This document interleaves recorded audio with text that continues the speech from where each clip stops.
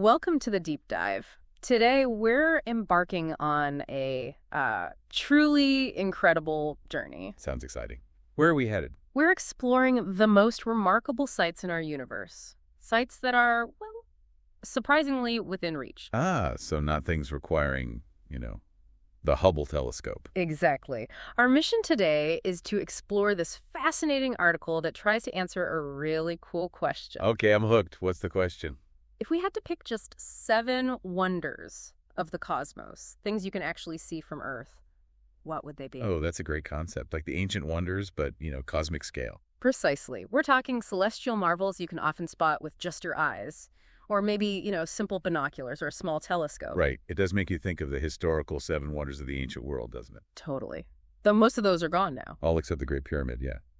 And number 7, it had that special meaning for the Greeks, didn't it? It did. Perfection. Plenty. Linked to the 5 planets they knew, plus the sun and moon. Makes sense. So this list we're looking at, it's not like official, right? No, not definitive. It's more of a consensus, you could say, among astronomers and stargazers. But based on real astounding things we can see up there. Absolutely. Rooted in visible phenomena. Okay, so we're using this great space.com article as our guide for these 7 wonders. Sounds good. It's a journey that's going to take us from, our closest neighbor out to distant galaxies. And even stellar explosions, I bet. You got it.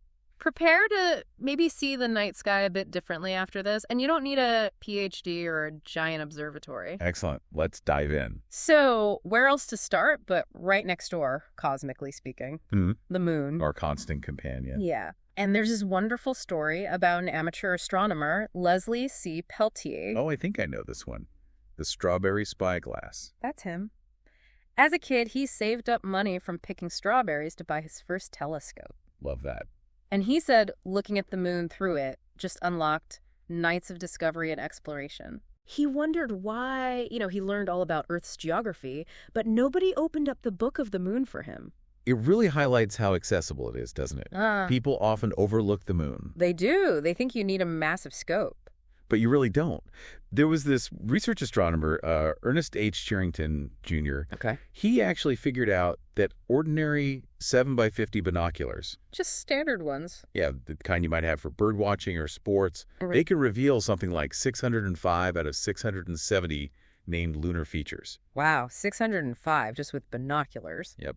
Even smaller craters show up as little specks. Yeah. You can see real detail in the larger ones. So if someone listening wants to try this, when's the best time? Not full moon, right? Definitely not full moon. Everything looks flat then. Yeah. The best times are around the first and last quarter phases Why is that? because the shadows are along the terminator. The terminator. That's the line between the light and dark side. Exactly. Those shadows make everything pop. Craters, mountains, those long cracks called rills. It gives it real depth. It transforms it, makes it look rugged and dramatic. It really does. And the moon's unique in another way too. How so? Well, how it rotates and revolves at just the right rates so that we only ever see one side from Earth. The dark side of the moon, though. It's not always dark, right? Right. It gets sunlight too. We just don't see it from here. But that hidden face, it's kind of a constant reminder that even our closest neighbor still holds mysteries. A familiar sight, yet still partly unknown. Okay, from the moon, let's move out a bit further Where to next? to what many call the absolute telescopic showpiece of the night sky. Gotta be Saturn. It is! Saturn and its incredible rings. Now, to your eyes, it just looks like a bright star, doesn't it? Yeah, a steady sort of yellow-white point of light. Doesn't twinkle much, like planets usually don't. But the magic happens with a telescope, even a small one. Right. You need magnification, maybe more than 30 times power. Yeah, about that. Enough to turn that point of light into a tiny disk with something around it. And that something is just breathtaking. Those rings. What are they actually made of? It's not solid, is it? Not at all. It's amazing, really. They're made of billions and billions of particles, mostly water ice. Billions. Wow. Ranging in size from, tiny dust specks up to the size of mountains. And each one orbits Saturn on its own. Like countless tiny moons. Pretty much. And think about how the ancients saw Saturn. It was the slowest moving, the farthest out they knew. The highest planet. Exactly. Its name ties into Roman mythology, agriculture. Satis for seed, Sarir to sow. Makes sense with its slow, steady pace. And the Assyrians apparently called it Lubad Sagush, Which means? oldest of the old sheep. Maybe because it moves slowly across the constellations like an old sheep or maybe like an ox pulling a plow. It takes almost 30 years to go around the sun. Incredible. And Galileo, he was the first to see the rings with a telescope, wasn't he? But he didn't know what they were. That's right. In 1610, his early telescope, his optic tube, it wasn't powerful enough. He saw these odd shapes on either side. The appendages. Yes. And he wrote that famous Latin anagram to sort of claim the discovery without giving it away. Which translated to... Altissimum planetum turgeminum observavi. I have observed the highest planet to be triple. Triple, not rings. Nope. It took another, half a century? For telescope lenses to get good enough to actually resolve them as rings. Shows how science and technology advance together. Absolutely. And for people looking now, the rings sort of tilt towards and away from us over time. Right. Sometimes they look edge-on and almost disappear. Exactly. They were like that recently, but now they're opening up again. So the view's getting better. It is. And mark your calendars. May 12, 2032. That's when they'll be tilted widest towards us. Widest view. Almost 27 degrees open. Yeah, it's a spectacular sight that only comes around roughly every 15 years. Okay, from Saturn's delicate beauty to something, well, huge and powerful in our winter sky. Let me guess. Orion. Mighty Orion, the great hunter. It's like this gigantic piece of jewelry spread across the sky. Definitely the brightest, grandest constellation for many people. And those three belt stars, you can see them from pretty much anywhere on Earth, can't you? We can. Instantly recognizable. And the whole constellation figure. Club raised, facing Taurus the bull. Brandishing a lion's skin, yeah.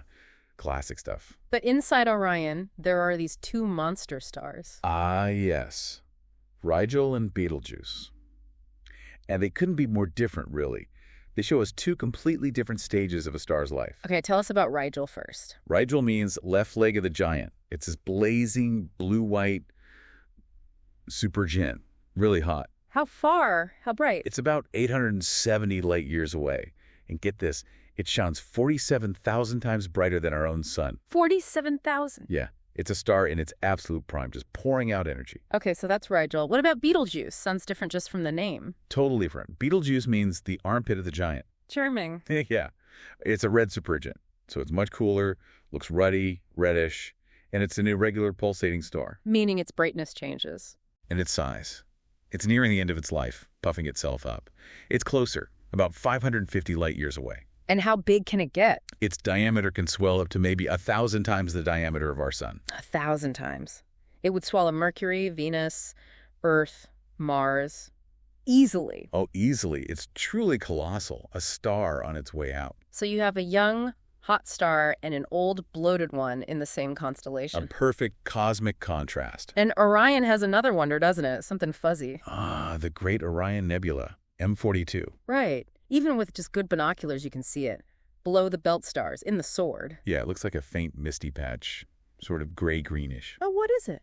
Well, with bigger telescopes, you see it's this huge irregular cloud. And it glows. Why does it glow? It's fluorescence. There are 4 incredibly hot young stars buried inside it, the Trapezium Cluster. And their radiation lights up the gas. Exactly. Their strong ultraviolet light makes the surrounding gas and dust glow. And this nebula is enormous, right? Vast. It's about 350 light years away, but it's 25 light years across. 25 light years. How big is that compared to our solar system? Let's see, about 20,000 times the diameter of our solar system. Mind-boggling. And astrophysicists now understand it as a stellar incubator. A star factory. Precisely. It's a place where new stars are actively being born right now from that collapsing gas and dust. So when you look at it, you're literally watching star formation happening. You are. A window into cosmic creation. Okay, from stars and nebulae within our galaxy, let's zoom out. Let's talk about the galaxy itself. A Milky Way. Yes. A wonder that, sadly, many people in cities never really see. Right, light pollution just washes it out completely. But if you get out to the countryside, dark skies. Wow. Oh, it's spectacular. This faint band of light stretching across the entire sky. Unless there's a power outage in the city, maybe then. Maybe. And the name, Milky Way, it's ancient. It is. Comes from the Latin, Via Lactea, Milky Road. and the Greek, Gala and Kyklos. Milk and circle, Mm-hmm. which is where we get the word galaxy. Makes sense. And different cultures saw different things in it, right? Oh, absolutely. Yeah. Many Native American traditions saw it as a path, like the spirits of braves going to heaven. And the bright stars along it were? Campfires, Yeah. like Vega and Altair. They also noted features like the Gould Belt, that arc of bright stars, named after Benjamin Apthorp Gould, an American astronomer. And for us here in the Northern Hemisphere, the brightest part is down south in the summer. That's right, in the constellation Sagittarius. And there's a reason it's brightest there. Which is? That's the direction of the center of our galaxy, where the stars are most concentrated around the supermassive black hole. How far away is the center? About 30,000 light years. And if you use binoculars on the Milky Way? Then it just resolves into stars. So many stars. You see dense star fields, clusters. And dark patches, too. Yes, like the Great Rift in Cygnus. Those aren't holes. They're huge clouds of interstellar dust blocking the light from stars behind them. It's like looking through different parts of our star city. Winter views are looking out towards the suburbs. That's a great analogy, yeah. Less dense. Summer, looking towards Sagittarius. That's galactic downtown. Dense, bright, busy. And you know, speaking of galaxies, there was that whole debate about what they were. Oh, right, the island universes idea. Exactly.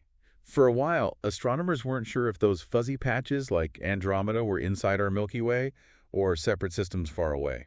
Island universes sounds poetic, but maybe not quite right scientifically. Well, universe usually means everything, so having multiple universes was tricky terminology. So galaxies became the term. It did. A good compromise. But there's still something special about calling our own Milky Way our galaxy, isn't there? Yeah, a bit of cosmic pride. Okay, next wonder. We're looking for something maybe a bit fainter. Where are we heading now? To the constellation Hercules, on a good, dark, moonless night. Okay, Hercules. Kind of looks like a big H or a keystone shape up high in summer, between Arcturus and Vega, roughly. That's the one. And if you look carefully, maybe with averted vision. You might spot a little fuzzy patch. Exactly. A hazy bit of light in one of the arms of the H. That would be the Great Globular Cluster, Messier 13, M13. The Great Hercules Cluster. So it's faint to the naked eye. Right at the limit, yeah. Yeah. Through binoculars, it's clearly a fuzzy spot, not a star. But to really see its glory... You need a telescope. Even a modest 6-inch scope starts to resolve the edges into tiny, tiny stars. It's beautiful. Didn't an astronomer call it something flowery? He did. Robert H. Baker called it a grand celestial chrysanthemum. Nice. What exactly is a globular cluster like M13? It's this huge, perfectly spherical ball of stars. We're talking hundreds of thousands of stars. Hundreds of thousands, all packed together. Very tightly packed towards the center. And these are old stars, generally more luminous than our sun. And there's something weird about where we see these globular clusters, isn't there? Yes. This was a major clue about our galaxy structure. From our perspective here on Earth, almost all the known globular clusters appear in one half of the sky. Concentrated in one direction, towards Sagittarius again. Largely, yes. Which seemed very strange. Why would they be arranged like that relative to us? Unless we're not at the center. Exactly. That was the breakthrough by astronomer Harlow Shapley. What did he figure out? He realized this lopsided distribution meant the clusters weren't centered on us. They were actually orbiting the true center of the Milky Way galaxy. Which is far off in the direction of Sagittarius. Correct. By mapping the globular clusters, he could estimate the distance to the galactic center and show that our solar system is way out in the galactic suburbs, not downtown. So M13 wasn't just pretty, it was key to understanding our place in the galaxy. Immensely important. A real paradigm shift. Okay, let's shift gears dramatically from ancient star clusters to a relatively recent violent event. Ooh, sounds like supernova time. You got it. Let's go back to July 4th, 1054 AD. A date etched in astronomical history. What happened? A massive star, probably at least 10 times the mass of our sun, exploded. Went supernova. And it was bright. Unimaginably bright. For a short time, it shone maybe 5 billion times brighter than our sun. 5 billion. That's staggering. It must have been an incredible sight. And luckily, people were watching. Who recorded it? We have detailed records from astronomers in China and Japan, also likely depicted in rock art by ancestral Puebloans in the American Southwest. They called it a guest star. A guest star. How long was it visible? It was so bright it was visible during the day for 23 days. Daylight visibility. Wow. And it remained visible at night for almost 2 years, about 642 days, before fading completely. So what's left behind from this explosion? 2 things, mainly an expanding cloud of gas and debris, the ejected outer layers of the star, and the collapsed core of the star itself. And the cloud is the... Crab Nebula, And... Messier 1 or M1. Still expanding outwards today at incredible speed, How fast? about 930 miles per second. Incredible. And the core, what happened to that? That's the really wild part. In November 1968, astronomers discovered that the core is a pulsar. A pulsar, what's that? It's a neutron star, the incredibly dense, collapsed remnant of the star's core. And it's spinning. How fast is the Crab pulsar spinning? Get ready. 30.2 times per second. 30 times a second, this collapsed star. Yep. It's beaming radiation out like a lighthouse, and we detect the pulses as it sweeps past Earth. And you said neutron stars are dense. Unbelievably dense. Mm-hmm. The Crab pulsar packs about the mass of our sun into a sphere maybe only 50 miles across. All that mass in such a tiny volume? The density is insane. A single teaspoon of neutron star material would weigh about 1 billion tons on Earth. 1 billion tons per teaspoon. Eck. My brain hurts now. It's mind-bending stuff.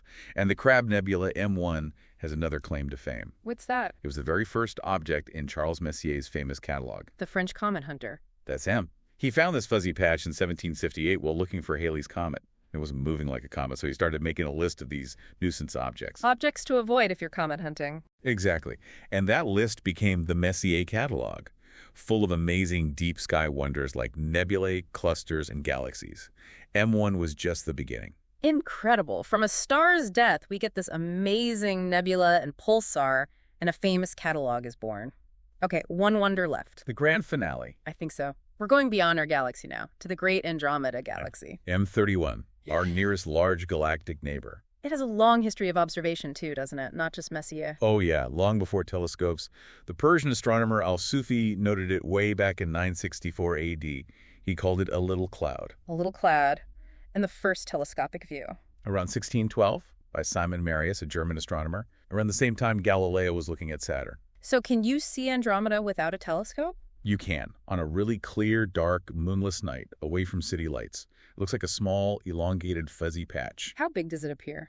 Roughly about the width of the full moon, maybe a bit wider, but very faint, very diffuse. And why is it so faint? I mean, it's a whole galaxy. Distance.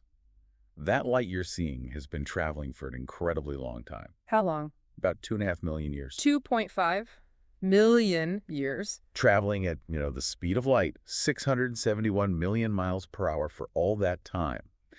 That light is 25,000 centuries old. Let's put that in perspective. What was happening on Earth when that light left Andromeda? Well, think about it. Mastodons and saber-toothed tigers were roaming North America. Early prehistoric humans were just starting to figure things out in East Africa. Wow. So looking at Andromeda is literally looking millions of years into the past. Exactly. You're seeing light that started its journey long before modern humans existed. And that little cloud is actually... It's a galaxy, a vast spiral galaxy, even bigger than our Milky Way, Messier 31. You called it a maelstrom of light. Yeah, they combine light from over 1 trillion stars. 1 trillion stars. And can you see anything else nearby with binoculars? You can, actually. Andromeda has satellite galaxies orbiting it, just like the Milky Way does. Like the Magellanic Clouds for us. Sort of, yeah. With binoculars or a small telescope, you might be able to spot 2 of Andromeda's companions. M32, which looks small and compact right next to it. Okay. And M110, which is a bit farther out, larger and more diffuse, fainter. So you can see a whole galactic system, potentially. Potentially, yeah.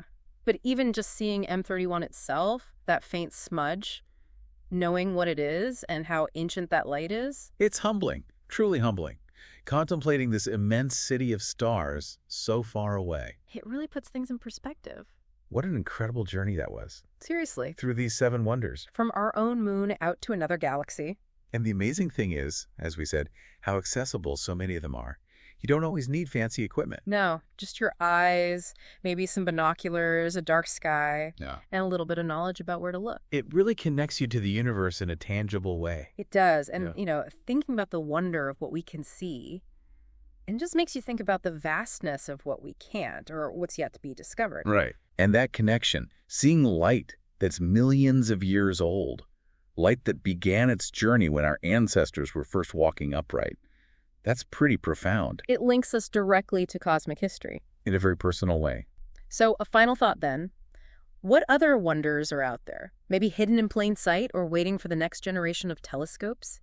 Or maybe just waiting for us to look up with, fresh eyes? A great question to ponder. We definitely encourage everyone listening, step outside sometime soon, Find a dark spot if you can, and try to find some of these wonders for yourself. Absolutely. Look up. Until next time, join us for our next deep dive.